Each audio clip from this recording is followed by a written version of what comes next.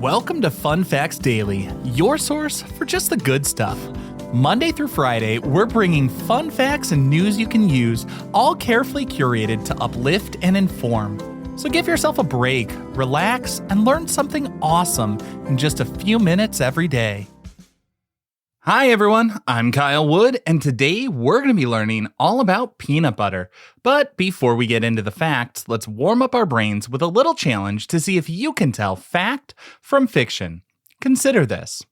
George Washington Carver developed hundreds of uses for peanuts during his time at the Tuskegee Institute to help farmers diversify their crops and improve soil quality. He's often credited in history books and classroom lessons as the inventor of peanut butter. But is that true? What do you think? Was peanut butter really one of George Washington Carver's innovations? We'll find out at the end of the episode.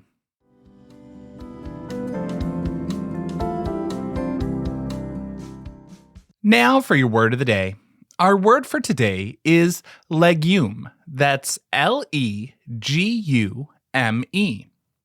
A legume is a plant in the family Fabaceae, or the fruit or seed of such a plant. When agricultural workers harvest the seeds as a dry grain, it's known as a pulse.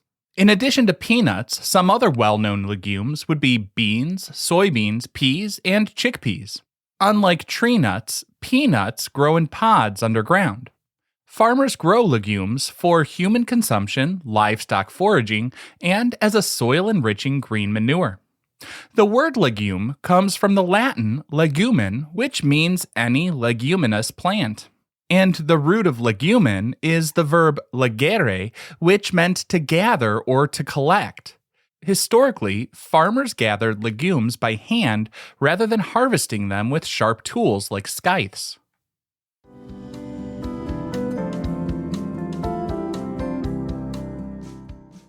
Time for your daily high five, our top 5 fun facts about peanut butter. Number 1. It takes about 540 peanuts to make a standard 12-ounce jar of peanut butter. The production of peanut butter requires a lot of raw peanuts for just a single jar. Industry standards require a product to contain at least 90% peanuts to be legally labeled as peanut butter in the United States.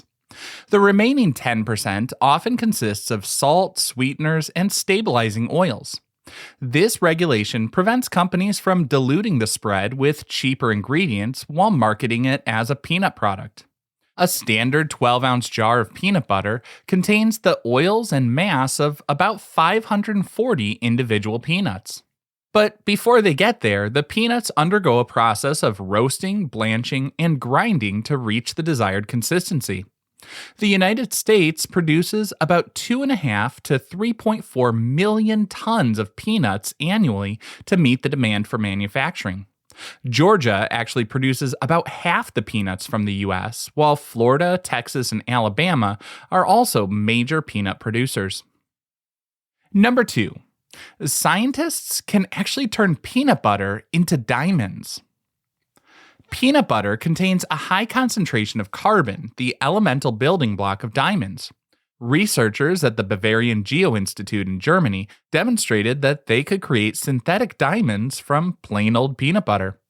The process involves exposing the peanut butter to temperatures exceeding 1,800 degrees Fahrenheit.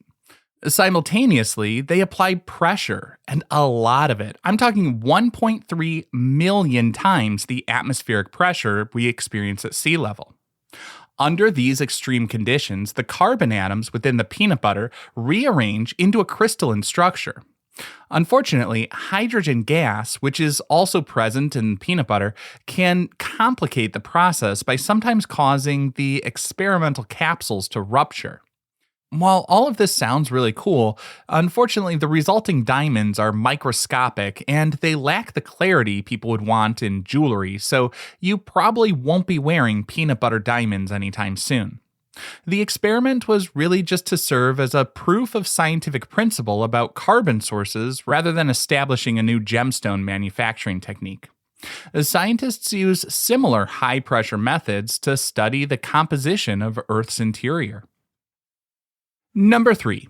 Arachibaterophobia is the fear of peanut butter sticking to the roof of your mouth. Psychologists categorize arachibaterophobia as a specific phobia related to the consumption of food.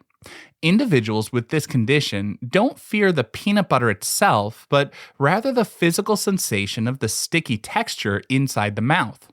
The phobia can trigger physical symptoms like sweating, elevated heart rate, and even panic attacks. People managing this fear will often avoid eating peanut butter entirely to prevent the onset of those symptoms. The condition stems from a broader fear of choking or the loss of motor control during swallowing. The origin of the term combines Greek and Latin roots to describe the condition. Arachi relates to the botanical name of the peanut butter plant, Arachis hyphagia, while batiro refers to butter.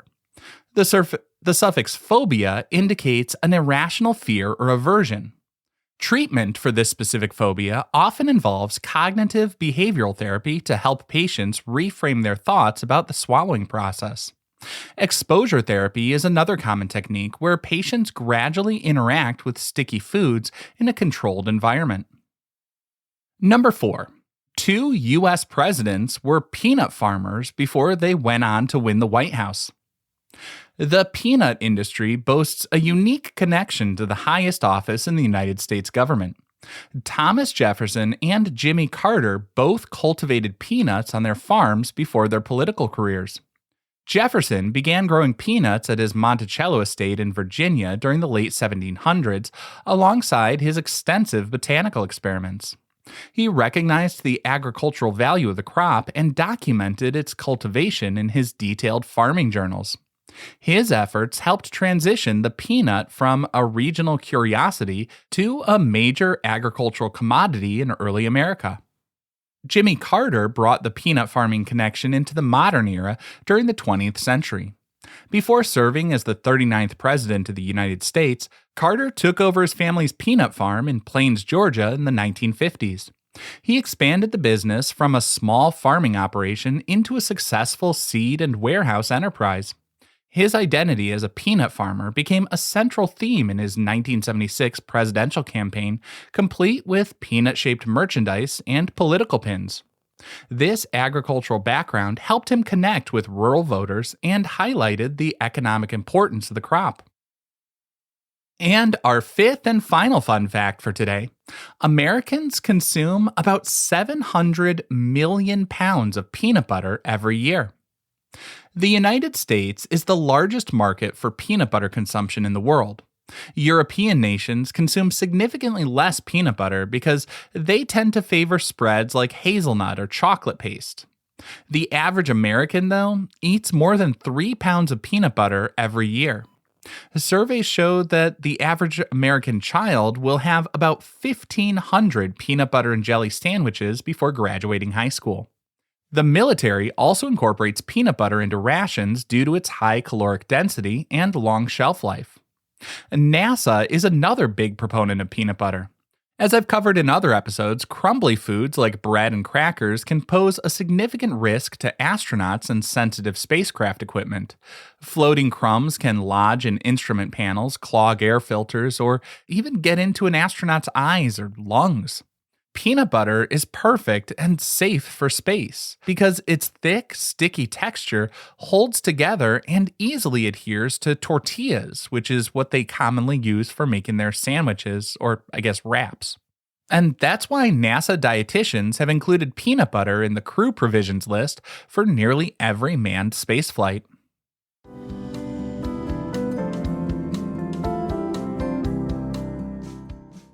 Now for some news you can use. Peanut butter can be delicious in all sorts of dishes, but let's face it, measuring peanut butter for baking recipes can be kind of a pain. It often leaves half the peanut butter stuck inside the measuring cup. There are actually 2 great strategies that can solve this problem for you. First, try lightly coating the inside of your measuring cup with a non-stick cooking spray before scooping the peanut butter. The cooking spray method works because it creates a thin lipid barrier between the measuring cup and the peanut butter, preventing the sticky proteins from adhering to the surface.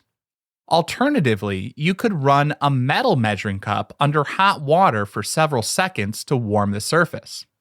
Heating the measuring cup will actually slightly melt the oils present in the outer layer of the peanut butter on contact. This localized melting reduces the overall friction and allows gravity to do the work, pulling the entire mass of peanut butter out the instant you flip it over. Professional bakers will often use these methods when working with viscous ingredients like molasses, honey, and of course, peanut butter.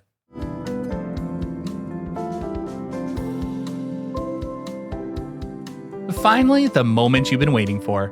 At the beginning of the episode, I asked, did George Washington Carver really invent peanut butter? This idea is widespread, but it's a fallacy. While Carver did develop more than 300 uses for peanuts, including agricultural products, cosmetics, and dyes, he didn't invent peanut butter. Marcus Gilmore Edson obtained the first patent for peanut paste in 1884. Edson developed a method to mill roasted peanuts between two heated surfaces. He created the product, which he called peanut candy, as a nutritional supplement. He targeted his invention toward individuals who had lost their teeth and could no longer chew solid food. The heated milling process resulted in a product with a consistency similar to butter, lard, or ointment. Edson's invention laid the groundwork for the modern peanut butter industry, but his specific product didn't really gain much traction commercially. Other inventors built on his milling concept. Famously, Dr. John Harvey Kellogg patented a process for creating peanut butter from raw peanuts in 1895. Kellogg served his version to patients at his Battle Creek Sanitarium as a protein-rich meat substitute. Carver didn't publish his famous agricultural bulletin, How to Grow the Peanut and 105 Ways of Preparing It for Human Consumption, until 1916. His work was instrumental in promoting the crop and revolutionizing Southern agriculture, but the invention of the spread predates his research by decades. Now, I hope you enjoyed learning a bit about peanut butter with me today, and be sure to tune in every weekday for even more fun facts. Fun Facts Daily is an Airwave Media podcast. It was written, recorded, mixed, and edited by me, Kyle Wood. Thanks for sharing a part of your day with me. Be sure to follow Fun Facts Daily on your favorite podcast app so you can keep the good stuff coming your way every day. And if you like the show, please do me a favor and leave a kind rating, review, or just tell your friends about it.